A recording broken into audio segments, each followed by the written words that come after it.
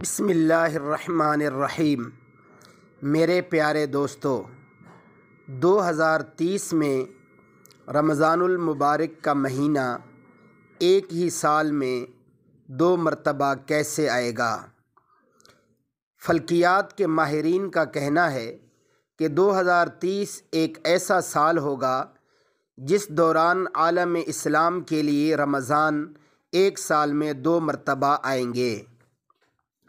ایک رپورٹ کے مطابق اگرچہ اس حوالے سے اب تک باضابطہ اعلان سامنے نہیں آیا ہے، لیکن اگر قمری کیلنڈر کے حوالے سے دیکھا جائے تو ایسا ممکن ہے، جس کی وجہ قمری سال کی مدت کا شمسی سال کے مقابلے میں 11 سے 12 دن کم ہونا ہے۔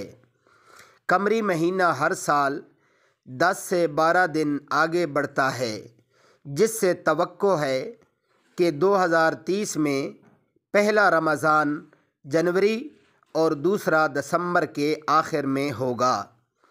ہر سال رمضان گزشتہ سال کی تاریخ سے 10 سے 12 دن قبل شروع ہو جاتا ہے، جس کے پیش نظر 2030 میں مسلمان ایک سال میں 2 مرتبہ رمضان المبارک کی برکتیں سمیٹیں گے۔